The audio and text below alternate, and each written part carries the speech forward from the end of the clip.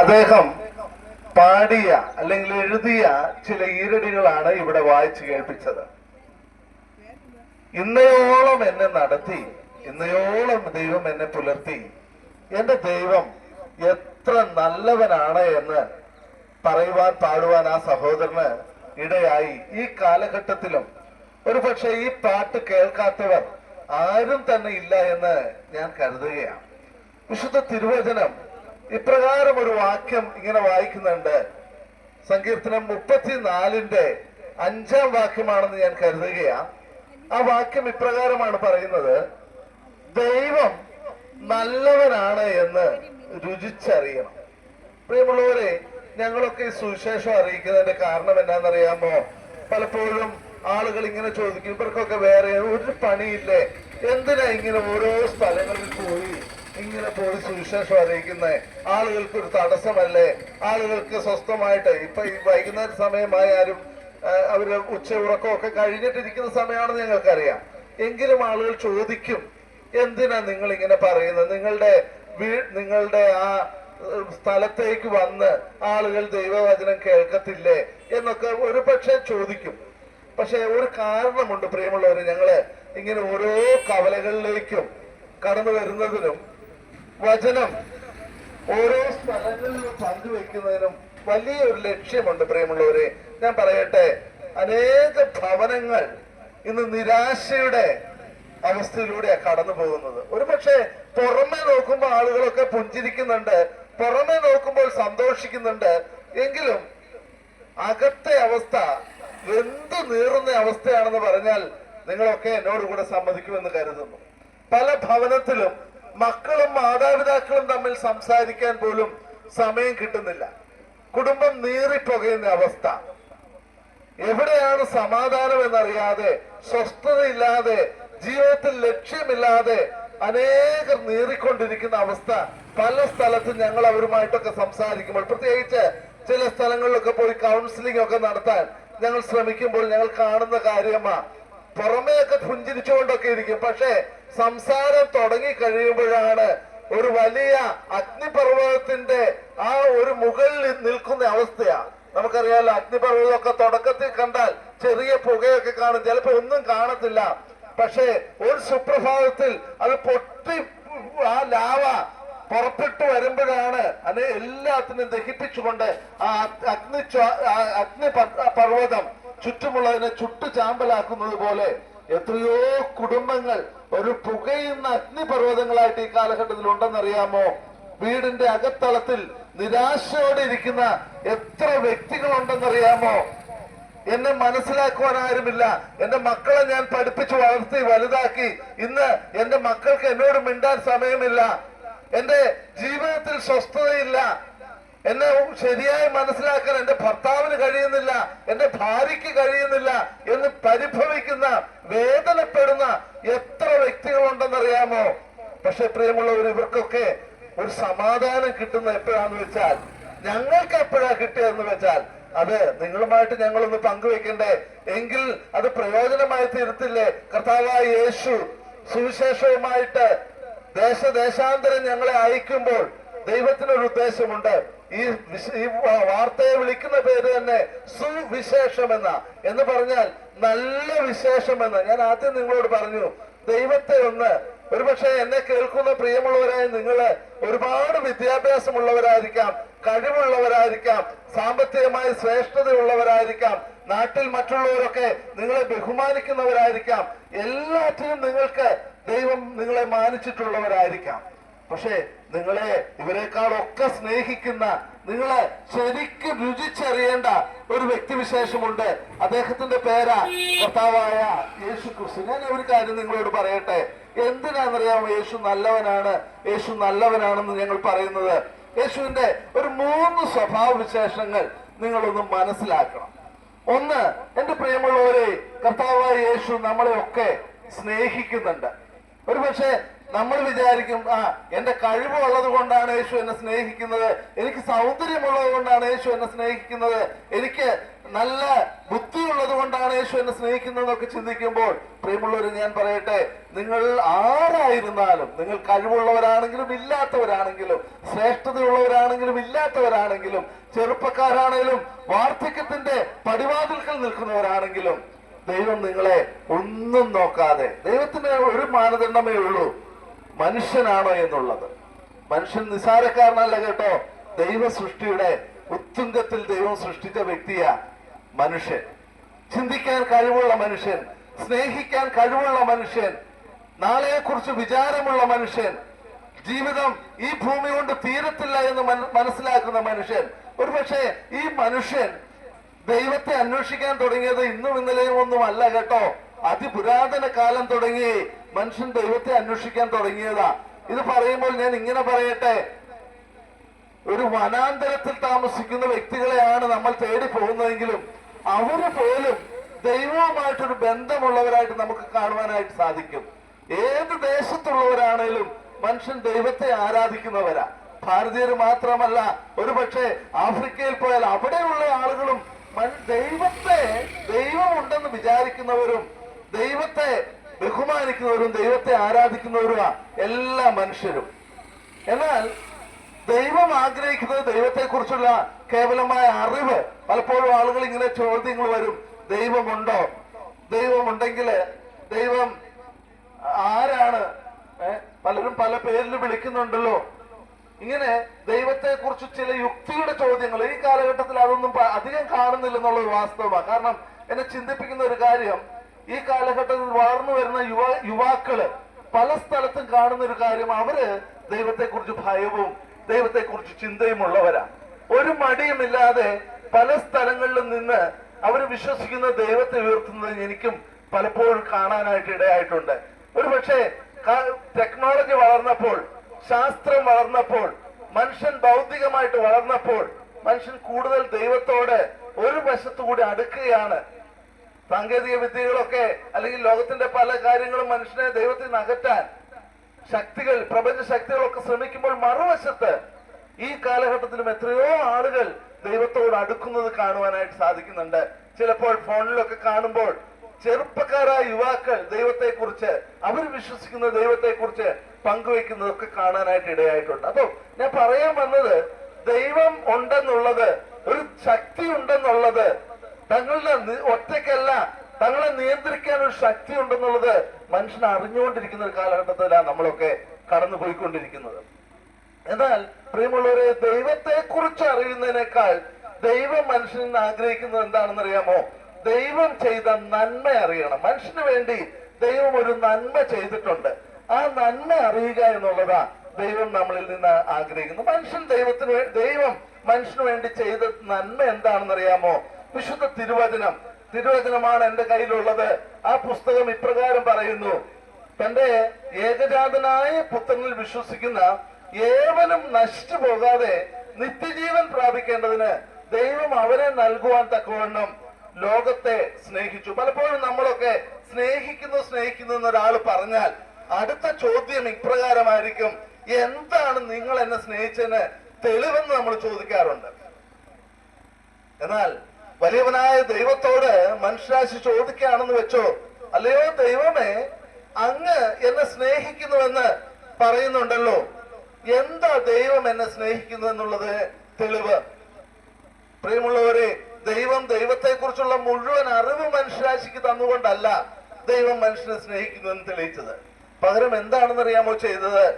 ദൈവം സാക്ഷാൽ ദൈവമായിരിക്കുമ്പോൾ, ഈ പ്രപഞ്ചത്തിൽ ഒടുങ്ങാത്ത ശക്തിയായിട്ടിരിക്കുമ്പോൾ, അനാദിയായി ശാശ്വതമായി ദൈവമായിരിക്കുമ്പോൾ, സൂര്യചന്ദ്രാദികളെ സൃഷ്ടിച്ച സർവവല്ലഭനായ ദൈവമായിരിക്കുമ്പോൾ തന്നെ ദൈവം കേവലം ഒരു ശക്തിയായിട്ട് അത്യുന്നതങ്ങളിൽ വസിക്കാതെ ഒരു വ്യക്തിയായിട്ട് ഈ ഭൂമിയിലേക്ക് കടന്നു വന്നു. അപ്പോൾ ദൈവം മനുഷ്യനെ സ്നേഹിച്ചു എന്നുള്ളതിന്റെ ഒരു തെളിവ്, ഒരു കാര്യം, അത് തെളിയിക്കാൻ ഞാൻ പറയുന്നത്, ദൈവം ഭൂമിക്ക് അപ്പുറത്ത് നിന്നുകൊണ്ട് ഞാൻ നിന്നെ സ്നേഹിക്കുന്നു എന്ന് പറയുകയല്ല. ശക്തിയായ ദൈവം ഒരു വ്യക്തിയായിട്ട് ഈ ഭൂമിയിലേക്ക് വന്നു. അടുത്ത ചോദ്യം നിങ്ങൾ ചോദിക്കും, ശക്തിയായിട്ടുള്ള ദൈവം ഒരു വ്യക്തിയായിട്ട് ഈ ഭൂമിയിലേക്ക് വന്നിട്ട് എനിക്കെന്താ ഗുണം? ഉണ്ട് പ്രിയമുള്ളവരെ. ദൈവം മനുഷ്യനുമായിട്ട് ഇടപഴകുവാനാ ഒരു വ്യക്തിയായിട്ട് ഈ ഭൂമിയിലേക്ക് വന്നത്. വിശുദ്ധ തിരുവചനം ഒരു ശക്തിയായിരുന്ന ദൈവം വ്യക്തിയായിട്ട് വന്നപ്പോൾ ആ വ്യക്തിയെ കുറിച്ച് ഇങ്ങനെ ഒരു വാക്യം പറയുന്നുണ്ട്. അത് ഇപ്രകാരമാണ്: ആദിയിൽ വചനമുണ്ടായിരുന്നു. ആ വ്യക്തി വചനം എന്ന ശക്തിയായിരുന്നു. ആദിയിൽ വചനമുണ്ടായിരുന്നു.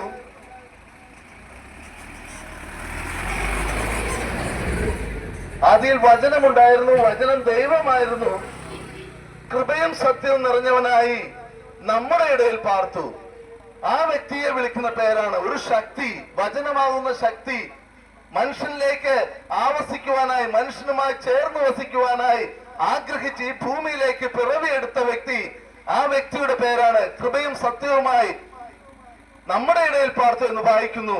ആ ശക്തിയെ കുറിച്ച് മറ്റൊരു വാക്കുകൂടി പറയുന്നു: അവൻ ലോകത്തിന്റെ വെളിച്ചമായിരുന്നു. അപ്പോൾ ശക്തിയായിട്ടുള്ള ദൈവം ഒരു വ്യക്തിയായി തീർന്നു. മാത്രമല്ല, ലോകത്തിന് ആ വ്യക്തി, വചനമാകുന്ന വ്യക്തി, ശക്തിയാകുന്ന വ്യക്തി ലോകത്തിനൊരു വെളിച്ചമായി തീർന്നു. ഇന്നും എത്രയോ ജീവിതങ്ങളാണ്, ഞാൻ ആദ്യം പറഞ്ഞതുപോലെ, അന്ധകാരത്തിൽ കിടന്ന് തപ്പിത്തടയുന്നറിയാമോ? ഇതറിയണമെങ്കിൽ ഇവിടെ ഒന്നും നമ്മൾ പറഞ്ഞുകൊണ്ടിരുന്നിട്ട് കാര്യമില്ല. ചില ഹോസ്പിറ്റലുകളിലേക്കൊക്കെ പോകുമ്പോൾ, രോഗക്കിടക്കയിലേക്ക് പോകുമ്പോൾ, ഒരുപക്ഷെ എന്നെ കേൾക്കുന്നവരിൽ ആരെങ്കിലും ഒക്കെ ആ സാഹചര്യങ്ങൾ നേരിട്ടിട്ടുള്ള വ്യക്തി ആയിരിക്കാം. അവര് ഒരു സുപ്രഭാതത്തിൽ നമ്മളിങ്ങനെ ഇരിക്കുമ്പോൾ ചെറിയ അസുഖം വന്നു, ഒരു ക്ഷീണം വന്നു. അത് കണ്ടപ്പോൾ നമ്മള് അടുത്ത ഹോസ്പിറ്റലിൽ പോയി ഡോക്ടർമാരൊന്ന് പരിശോധിച്ചു. അപ്പോഴാണ് അറിയുന്നത് താങ്കൾക്ക് വലിയൊരു അസുഖം പിടിപെട്ടി എന്ന് പറയുമ്പോഴാ കണ്ണിൽ ഇരുട്ട് കയറുന്ന അവസ്ഥ ഉണ്ടാകുന്നത്. ജീവിതത്തിൽ ഒരു പ്രതിസന്ധി ഘട്ടം നേരിടുമ്പോഴാ ഇരുട്ട് കയറുന്ന അവസ്ഥ ഉണ്ടാകുന്നത്. പലപ്പോഴും അങ്ങനെയുള്ള വ്യക്തികൾ, ഞങ്ങളൊക്കെ ഹോസ്പിറ്റലുകൾ അങ്ങനെയുള്ളവരെ കാണാനായിട്ട് പോകാറുണ്ട്.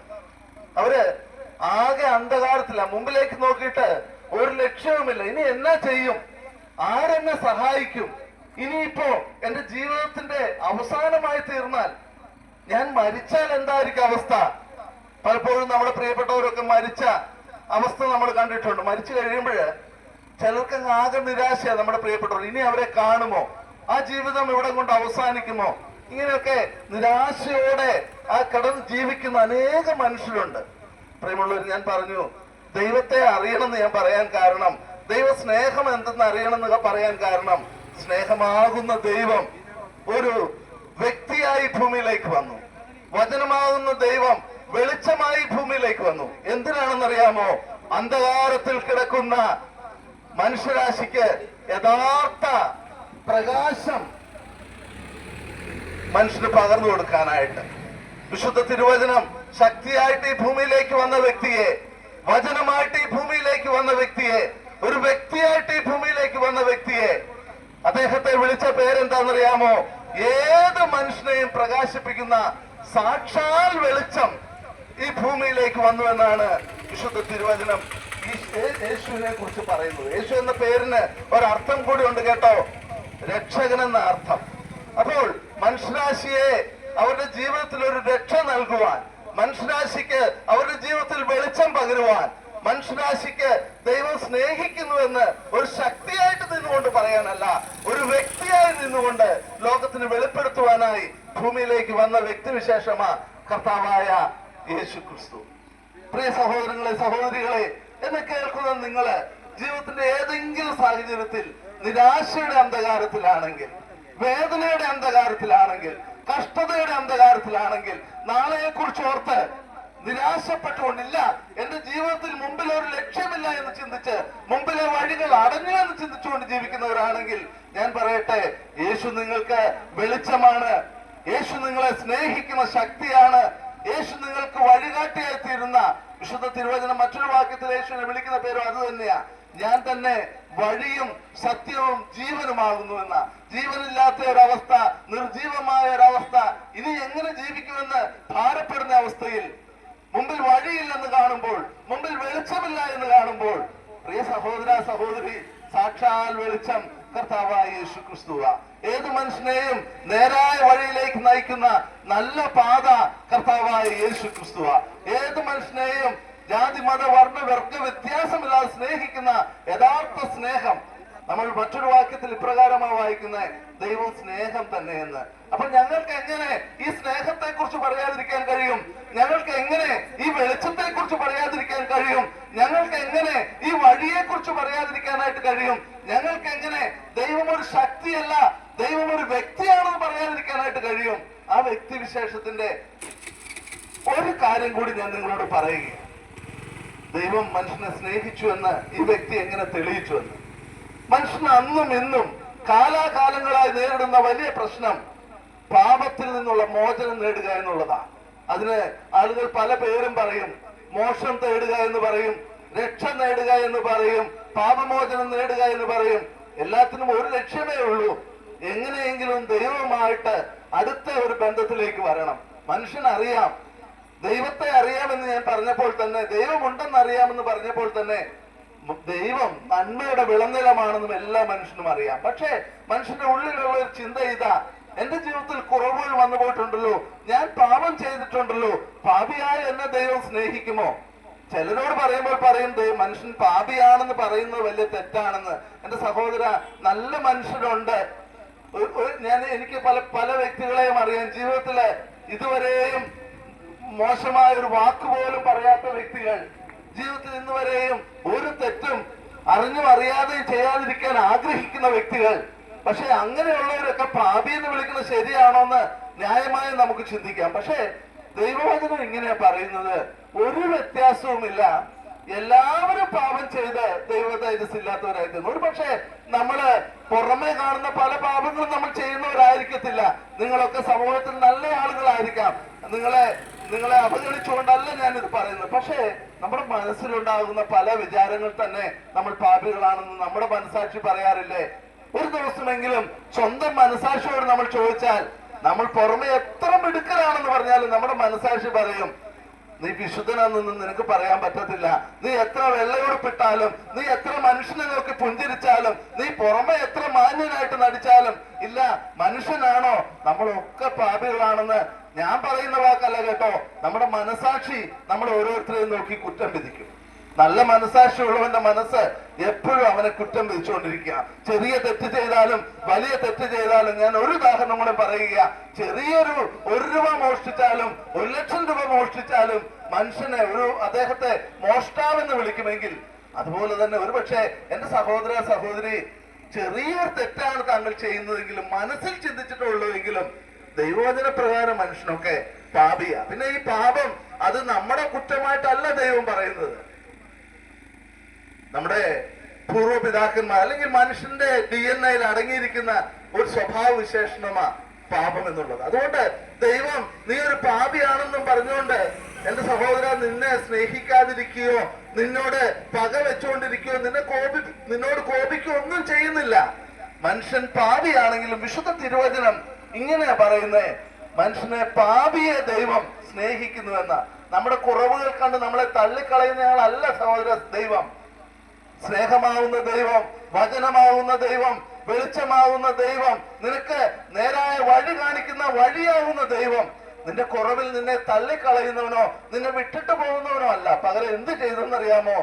ദൈവത്തിന്റെ സ്നേഹം ആ സാഹചര്യത്തിലും പ്രകടിപ്പിച്ചു. അതാ ഞാൻ പറഞ്ഞത്, ശക്തിയായിരുന്ന ദൈവം ഒരു വ്യക്തിയായിട്ട് ഇന്നേക്ക് 2000 വർഷം മുമ്പ് വന്നു. എന്തിനാണെന്നറിയില്ലേ? നമ്മളെ നേരിന്റെ പാത കാണിച്ചു തരുവാൻ, സാക്ഷാൽ വെളിച്ചം പകർന്നു തരുവാൻ, ദൈവം നിന്നെ സ്നേഹിക്കുന്നുവെന്ന് ലോകത്തിന് ബോധ്യപ്പെടുത്തി കൊടുക്കുവാനാ ഈ വചനമാകുന്ന ദൈവമാകുന്ന ഈ ശക്തി ഭൂമിയിലേക്ക് വന്നത്. ഞങ്ങൾ അദ്ദേഹത്തെ വിളിക്കുന്ന പേരാ കർത്താവായ യേശു. യേശു എന്ന് വിളിക്കുമ്പോൾ തന്നെ അതിന്റെ അർത്ഥം നിന്റെ രക്ഷകൻ എന്നാ. ഇനി രക്ഷകനായ യേശു എന്ന് ഞാൻ നിങ്ങളെ പറയട്ടെ, എങ്ങനെ യേശു മനുഷ്യരാശിയെ രക്ഷിച്ചതെന്നല്ലേ? ഉത്തരമുണ്ട്. ഞാൻ അതിന് പലപ്പോഴും പറയുന്നു. ഒരു ഉദാഹരണം മാത്രം പറയുക. ഒരു അധ്യാപകൻ ഉണ്ടായിരുന്നു. അദ്ദേഹം തന്റെ ശിഷ്യന്മാരെ സ്നേഹിച്ചു. എന്നാൽ അതിനകത്ത് അല്പം വികൃതികളായിട്ടുള്ള 1-2 ശിഷ്യന്മാരുണ്ടായിരുന്നു. അധ്യാപകൻ അവരെ നന്നാക്കാൻ നോക്കിയിട്ട് നന്നായില്ല. അപ്പോൾ ഒരു ദിവസം ഈ അധ്യാപകൻ ഈ ശിഷ്യന്മാരെ അടുക്ക വിളിച്ചിട്ട് അവരോട് പറഞ്ഞു, മക്കളെ, ഞാനൊരു അധ്യാപകനാ, നിങ്ങളെ നേരിന്റെ വഴി കാണിച്ചു തരേണ്ടവനാ. നിങ്ങൾ തെറ്റ് ചെയ്യുമ്പോൾ എനിക്ക് നിങ്ങളുടെ തെറ്റിനെ പ്രകീർത്തിക്കാനായിട്ട് കഴിയത്തില്ല. ആ തെറ്റ് കണ്ടുകൊണ്ട് നിങ്ങളെ പ്രോത്സാഹിപ്പിക്കാനായിട്ട് കഴിയത്തില്ല. കാരണം ഞാന് നിങ്ങൾക്ക് വെളിച്ചം പകർന്നു തരേണ്ട അധ്യാപകനാ. പക്ഷേ ഇന്ന കാര്യങ്ങൾ നിങ്ങൾ ചെയ്തത് തെറ്റായിപ്പോയി എന്ന് ഈ അധ്യാപകൻ ഈ കുസൃതികളായിട്ടുള്ള ഈ വിദ്യാർത്ഥികളോട് പറഞ്ഞു. നല്ല അധ്യാപകനാ, തന്റെ ശിഷ്യഗണങ്ങളെ ആദരിക്കുന്ന സ്നേഹിക്കുന്ന അധ്യാപകനാ. പക്ഷേ ഈ വിദ്യാർത്ഥികൾ ഈ അധ്യാപകനെ മനസ്സിലാക്കുന്നില്ലെന്ന് കണ്ടപ്പോൾ അധ്യാപകൻ അടുത്ത് ചെയ്തൊരു കാര്യം എന്താണെന്ന് അറിയാം. അധ്യാപകൻ പറഞ്ഞു, നിങ്ങൾ എന്നെ ഞാൻ ഇത് പറയുന്നത് ഉൾക്കൊള്ളുന്നില്ലെങ്കിലും ശിക്ഷിക്കുക എന്നുള്ളത് ഒരു അധ്യാപകൻ എന്നുള്ള നിലയിൽ വിദ്യാർത്ഥികളെ ശിക്ഷിക്കുക എന്നുള്ളത് എന്റെ കടമയാണ്. അതിനുശേഷം ഈ അധ്യാപകൻ ചെയ്തൊരു കാര്യമുണ്ട്.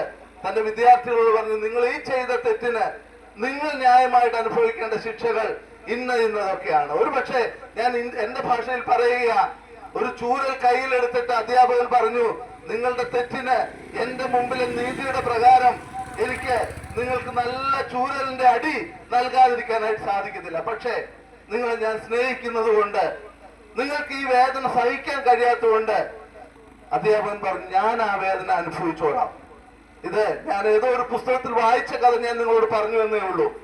അപ്പോൾ ഈ അധ്യാപകൻ തന്റെ വിദ്യാർത്ഥികൾക്ക് വേണ്ടി ഓരോ അടികളും ഏൽക്കുമ്പോൾ അതുവരെയും കുസൃതി കാണിച്ചിരുന്നു കൊണ്ടിരുന്ന ആ വിദ്യാർത്ഥികളുടെ ഹൃദയം വേദനിക്കാനായിട്ട് തുടങ്ങി. അവർ ചിന്തിച്ചു, ന്യായമായി ശിക്ഷ അനുഭവിക്കേണ്ടത് ഞങ്ങളല്ലേ, എന്നാൽ ഞങ്ങളുടെ അധ്യാപകൻ ന്യായമായി ഈ ചൂരലിന്റെ ആ അടിപ്പാടുകൾ ഞങ്ങളുടെ കരങ്ങളിലല്ലേ വന്നു വീഴേണ്ടത്.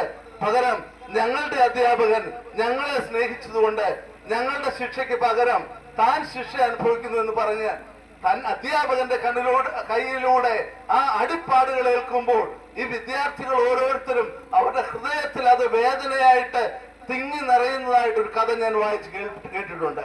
പ്രിയമുള്ളവരെ, ദൈവവും ഇത് തന്നെ കേട്ടോ മനുഷ്യരാശിക്ക് വേണ്ടി ചെയ്തത്. മനുഷ്യന് പാപത്തിന്റെ ശിക്ഷ അനുഭവിച്ച് ചുമന്നു തീർപ്പാൻ കഴിയാതിരിക്കുമ്പോൾ, മനുഷ്യൻ പാപിയായിരിക്കുന്നിടത്തോളം കാലം ദൈവവുമായി നല്ല ബന്ധത്തിൽ തുടരാൻ കഴിയത്തില്ല എന്ന് ദൈവം, ശക്തിയായ ദൈവം, സ്നേഹമായ ദൈവം, നിങ്ങളുടെ വഴിയായ ദൈവം, നിങ്ങളുടെ വെളിച്ചമായ ദൈവം മനസ്സിലാക്കിയപ്പോൾ ദൈവം തന്നെ, ദൈവസ്വരൂപമായ കർത്താവായ യേശു ക്രിസ്തു തന്നെ, ലോകരക്ഷകനായ ക്രിസ്തു തന്നെ മനുഷ്യരാശിയുടെ പാപം തന്റെ ശിരസിൽ ചുമന്നു നീക്കുവാനായി ഈ ഭൂമിയിലേക്ക് വന്നു.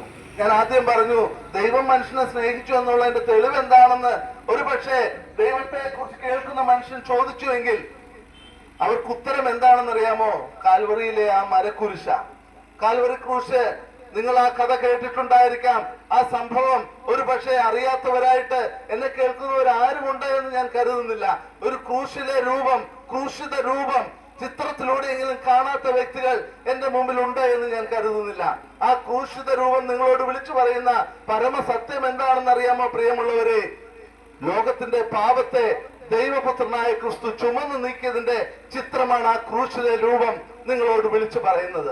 കർത്താവായ യേശു ക്രിസ്തു ഇന്നേക്ക് 2025 വർഷം മുമ്പ് മനുഷ്യരാശിക്ക് വേണ്ടി ഭൂമിയിലേക്ക് വന്നിട്ട് തന്റെ കൈകളിലും കാലുകളിലും കാരുമ്പാണികൾ അടിച്ച് ക്രൂശിൽ തറയ്ക്കപ്പെട്ടു.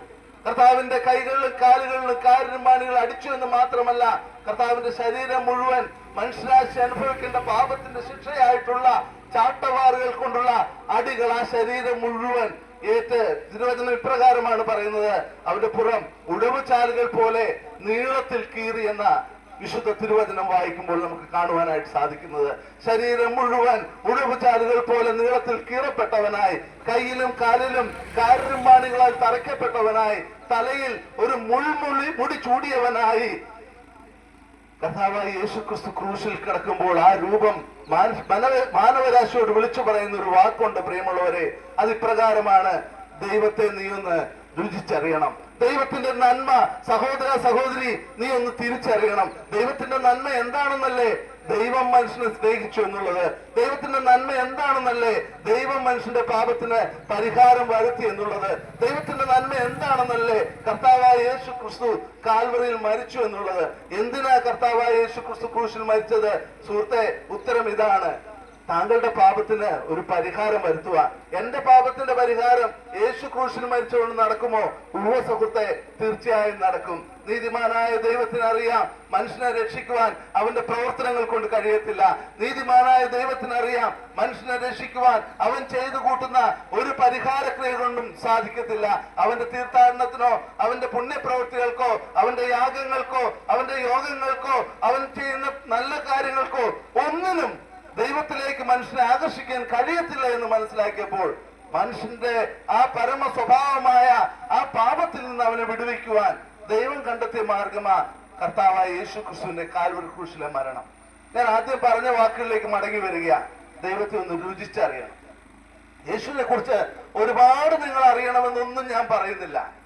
സുഹൃത്തെ, സഹോദര, സഹോദരി, യേശു ക്രൂശിൽ മരിച്ചത് നിങ്ങൾക്ക് വേണ്ടിയാണെന്ന് നിങ്ങൾ അറിയണം. ഞാൻ എന്റെ ജീവിതം കൂടി ഒന്ന് പറഞ്ഞ് ഞാൻ എന്റെ വാക്കുകൾ അവസാനിപ്പിക്കുക. ഒരുപാട് വിവരമുള്ള കാലത്തൊന്നുമല്ല ഞാൻ എന്റെ യേശുവിനെ രക്ഷകനും കർത്താവുമായി സ്വീകരിച്ചത്. എന്റെ കേവലം 11 വയസ്സുള്ളപ്പോൾ എനിക്ക് ഒരു ദേവദാസൻ ഈ യേശുവിന്റെ സ്നേഹത്തെ കുറിച്ച് പറഞ്ഞപ്പോൾ അതെന്റെ ഹൃദയത്തിൽ തട്ടി. എനിക്കറിയാം ഞാൻ എത്രമാത്രം സംസാരിച്ചു എന്ന് പറഞ്ഞാലും ദൈവം നിങ്ങളോട് സംസാരിക്കാതെ ഈ യേശുവിന്റെ സ്നേഹം നിങ്ങൾക്ക് മനസ്സിലാക്കാനായിട്ട് സാധിക്കത്തില്ല എന്ന് എനിക്കറിയാം. അതുകൊണ്ട് ഞാൻ ഹൃദയത്തിൽ പ്രാർത്ഥിക്കുക, എന്റെ സഹോദര, സഹോദരി, എന്റെ ഈ വചനങ്ങൾ കേൾക്കുമ്പോൾ എന്റെ വാക്കുകളുടെ കഴിവുകൊണ്ട് നിങ്ങൾ യേശുവിനെ സ്വീകരിക്കണമെന്ന് ഞാൻ പറയത്തില്ല. ഹൃദയം ദിവസം ഒന്ന് തുറന്നിട്ട് പറയണം, യേശുവേ, ഇത് യാഥാർത്ഥ്യമാണെങ്കിൽ, യേശു എന്നെ സ്നേഹിക്കുന്നു എന്നുള്ളത് യാഥാർത്ഥ്യമാണെങ്കിൽ, യേശു എന്റെ പാപത്തിന് വേണ്ടി മരിച്ചു എന്നുള്ളത് യാഥാർത്ഥ്യമാണെങ്കിൽ, ഞാനൊരു പാപിയാണെന്നും എന്റെ പാപത്തിനുള്ള മോക്ഷം യേശുവിലുണ്ടെന്നുള്ളതും യാഥാർത്ഥ്യമാണെങ്കിൽ, യേശുവെ, ഇതൊന്ന് മനസ്സിലാക്കുവാനുള്ള കൃപ എനിക്ക് തരണമെന്നൊന്ന് പ്രാർത്ഥിക്കുമോ? 11ാമത്തെ വയസ്സിൽ വലിയ വിവരമൊന്നുമില്ലാതിരുന്നപ്പോൾ, വലിയ അറിവൊന്നുമില്ലാതിരുന്നപ്പോൾ, വലിയ പാണ്ഡിത്യം അന്നുമില്ല ഇന്നുമില്ലാതിരുന്നപ്പോൾ ഈ യേശുവിനെ എനിക്ക് ഉൾക്കൊള്ളാനായിട്ട് സാധിച്ചു. കണ്ണുനീരോടെ യേശുവെ, ഞാൻ അങ്ങയെ സ്വീകരിക്കുന്നു എന്ന് പറയുവാനായിട്ട് ഇടയായി. അന്ന് എന്റെ മതമൊന്നുമല്ല കേട്ടോ മാറിയത്, എന്റെ മനസ്സ് മാറി. എന്റെ ജീവിതത്തിൽ എനിക്ക് മനസ്സിലായി ഞാൻ ഒരു കുറവുകളുള്ള മനുഷ്യനാ, കഴിവില്ലാത്ത മനുഷ്യനാ. എന്റെ സ്വന്തം കഴിവുകൊണ്ട് എനിക്ക് ഒരിടത്തും വിജയിക്കാൻ സാധിക്കത്തില്ല എന്ന് മനസ്സിലാക്കിയ ഞാൻ സാക്ഷാൽ സ്നേഹമാവുന്ന യേശുവിനെ, സാക്ഷാൽ വെളിച്ചമാകുന്ന യേശുവിനെ, സാക്ഷാൽ വഴിയും സത്യവുമാകുന്ന യേശുവിനെ, എന്റെ ജീവിതത്തിന്റെ മുൻപോട്ടുള്ള യാത്രയ്ക്ക് എനിക്ക് മാർഗദർശിയായി തീരുന്ന ഈ യേശുവിനെ എന്റെ ഹൃദയത്തിൽ തുറന്ന് യേശുവിനെ എന്റെ ജീവിതം ഏൽപ്പിച്ചു കൊടുക്കുവാനായിട്ട് എനിക്ക് സാധിച്ചു. അന്ന് തിരുവചന പ്രകാരം ഇപ്രകാരം പറയാൻ സാധിക്കും, 11ാമത്തെ വയസ്സിൽ ഞാൻ ക്രിസ്തുവിലായി, അല്ലെങ്കിൽ ഒരുവൻ ക്രിസ്തുവിലായാൽ അവൻ പുതിയ സൃഷ്ടിയാകുന്നു എന്ന് തിരുവചനം പറയുന്നത് പോലെ എന്റെ ജീവിതം ഞാൻ ക്രിസ്തുവിനായിട്ട് ഏൽപ്പിച്ചു കൊടുത്തപ്പോൾ എന്റെ ജീവിതത്തിന്റെ നിയന്ത്രണം കർത്താവായ യേശു ക്രിസ്തു ഏറ്റെടുത്തു. ഇന്ന് വരെയും ആ സന്തോഷം എന്റെ ഹൃദയത്തിൽ അലതട്ടിലുന്നുണ്ട്. ഞങ്ങളുടെ സഹോദരന്മാർ പാടുമ്പോൾ ഒരു പാട്ട് പാടാറുണ്ട്, പറഞ്ഞു തീരാത്ത സന്തോഷം ഞങ്ങൾക്ക് കിട്ടി എന്ന് ദൈവസ്നേഹത്തെ കുറിച്ച് പറയാറുണ്ട്. ചുമ്മാ പറയുന്നതല്ല പ്രിയമുള്ളവരെ. യേശുവിനെ കണ്ടെത്തുമ്പോൾ, യേശുവിനെ രുചിച്ചറിഞ്ഞു കഴിയുമ്പോൾ, യേശുവിന്റെ സ്നേഹം വാസ്തവമാണെന്ന് ഉൾക്കൊണ്ട് കഴിയുമ്പോൾ ആ ഹൃദയങ്ങളിലേക്ക് സാക്ഷാൽ പ്രകാശമാകുന്ന ദൈവം കടന്നു വരും. പിന്നെ അവരുടെ ഉള്ളിൽ ഇരുട്ടുണ്ടാകത്തില്ല, അവിടെ പ്രകാശമുണ്ടാകും.